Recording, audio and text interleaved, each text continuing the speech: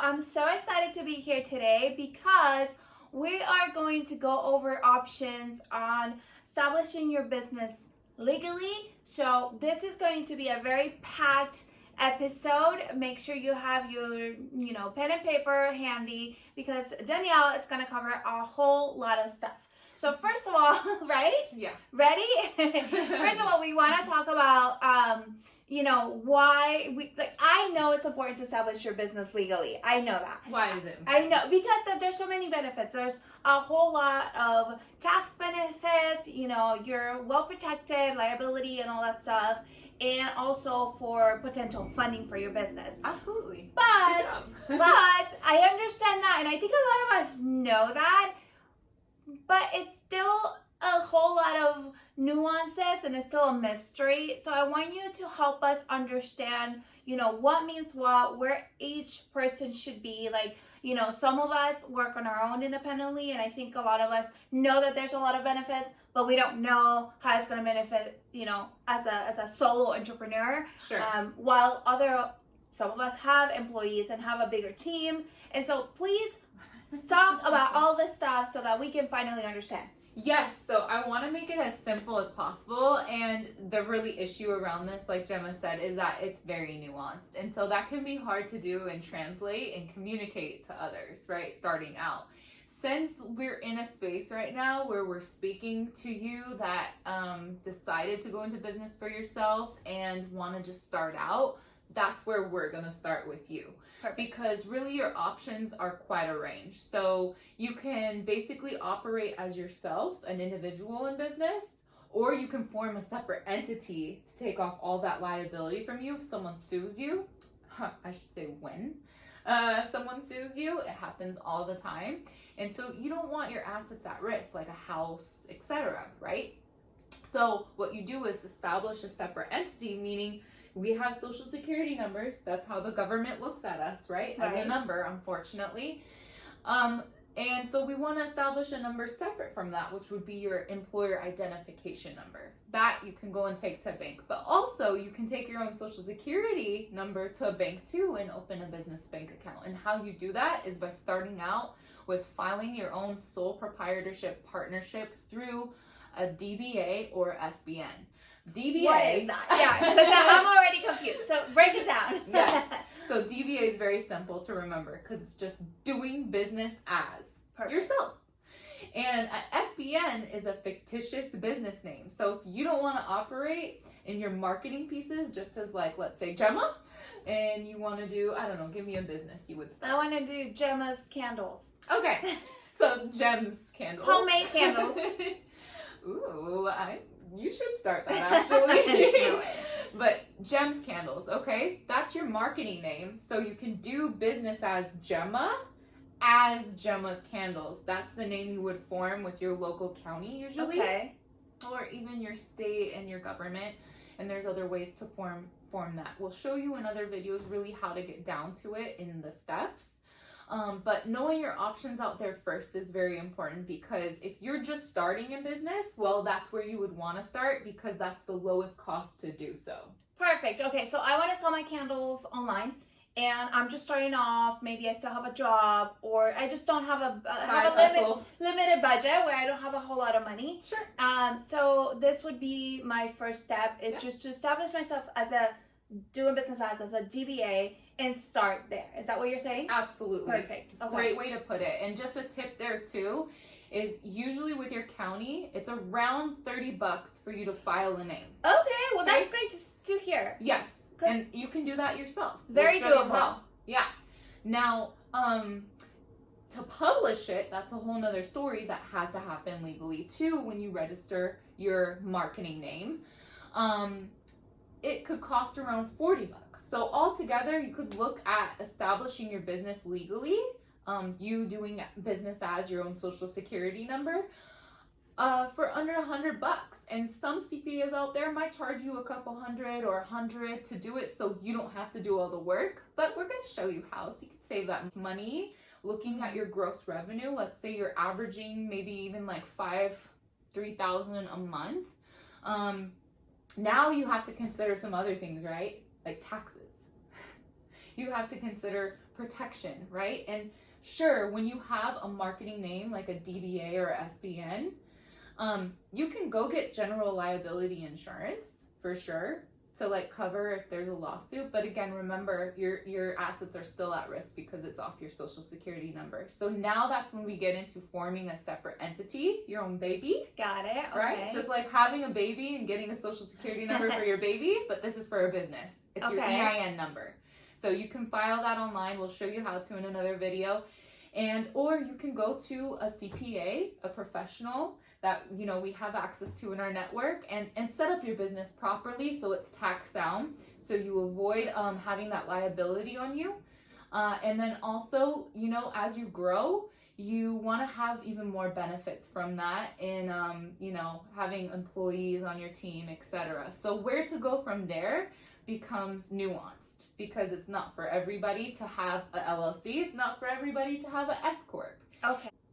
So what's next from there? Well, you kind of have to look at your business and what it's bringing in. So if you start to have a gross revenue you're bringing in of around, maybe let's say 3 to 5K consistently, maybe this is after a year of being in business, right? That's typical.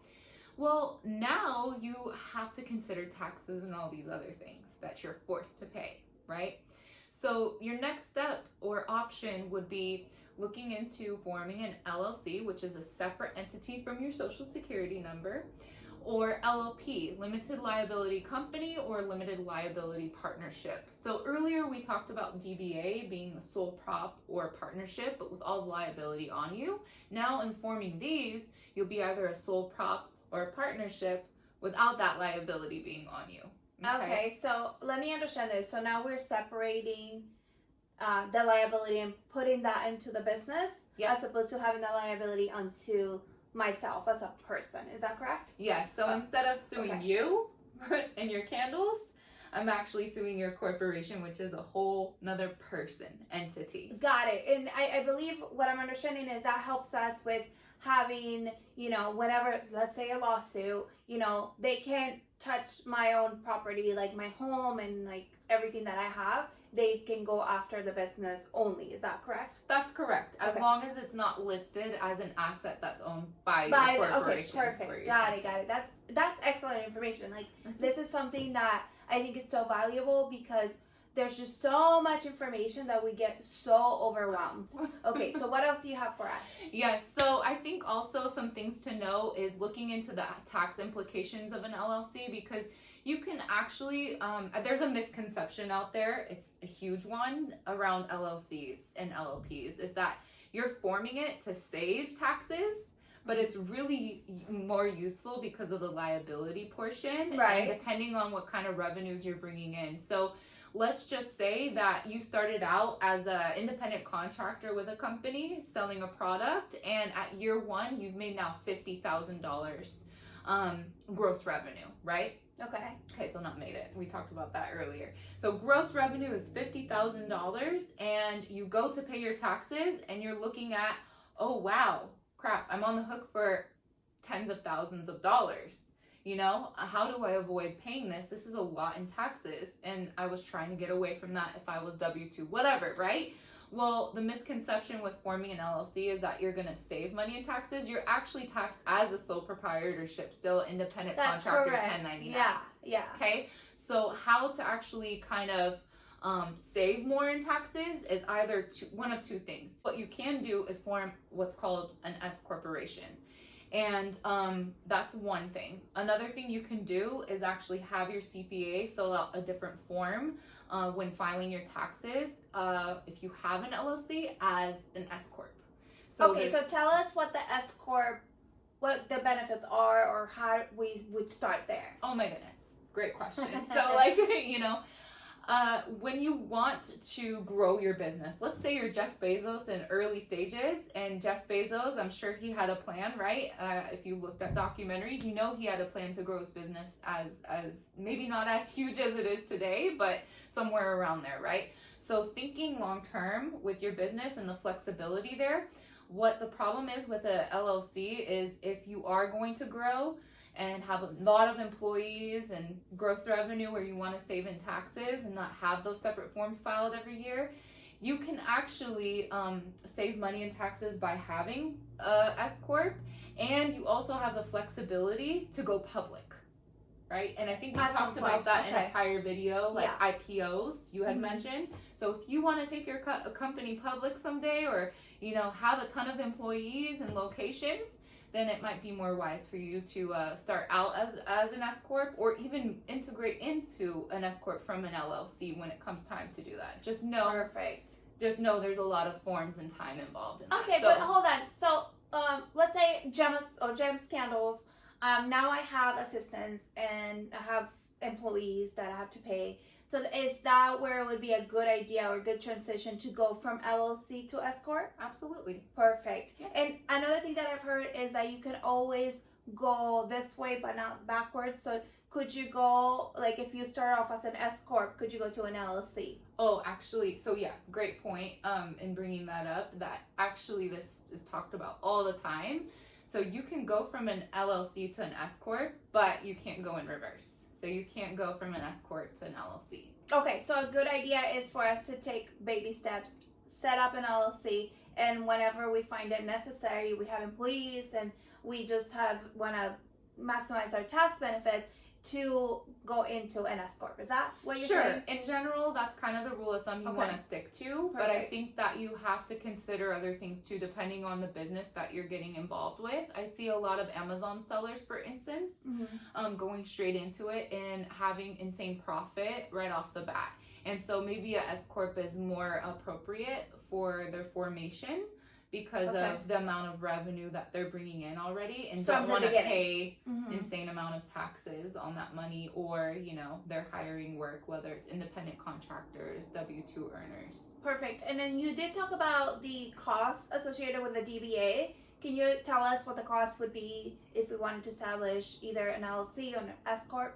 Yeah, so this is quite a range, and I'm not going to say too much of what the very bottom line is, because that's different everywhere, of what the minimum prices you can establish one for. But I would say you can go anywhere, and for around $1,000. Okay. It's gonna be pretty much the same cost to form an LLC as it is an S corp. Perfect. So that's why we had talked about DBA being under $100, and now you do want to wait until you grow and you have more money coming in to be able to move up, because there's more costs associated. Yeah. Okay. And I said profit, but not even profit, right? Gross revenue that's consistently coming in and around the 3K, 5K mark. That's where you would say. Yeah.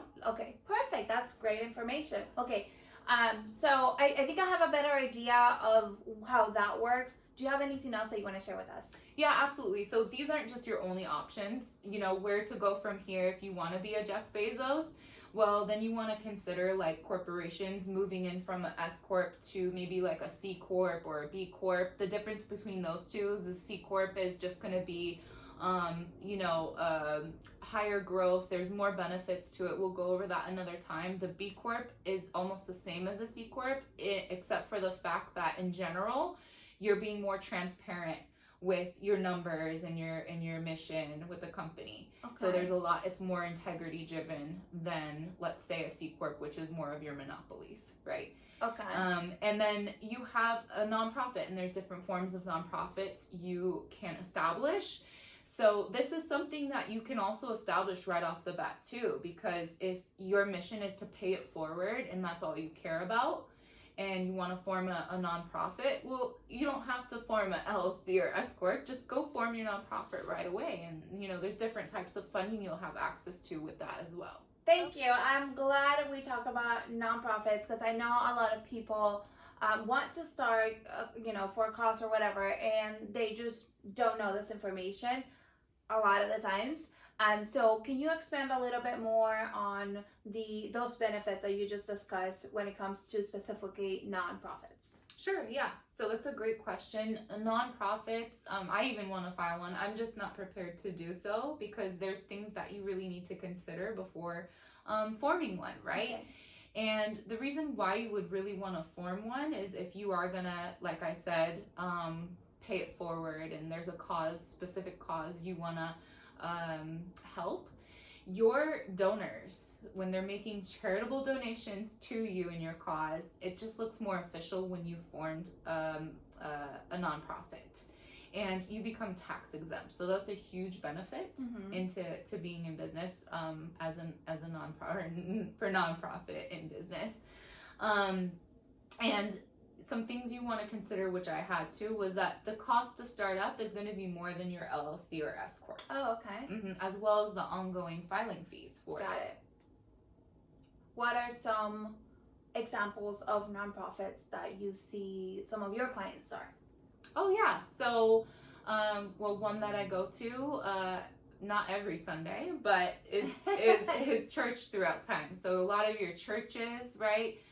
You have some organizations that even I've worked with downtown, Skid Row, that help the homeless. There's organizations that have helped communities who have been through domestic violence. So a lot of companies like that. Perfect. Awesome. So I feel like I learned so much more. I'm always learning about this whole topic. I hope that you guys did as well. So we covered how to establish what establishing your DBA looks like, your S corps, your LLCs. We talked a little bit about the C corps and the B corps, and of course nonprofits, because I know there's a huge interest for that. As always, you guys, our goal is to help you make más dinero.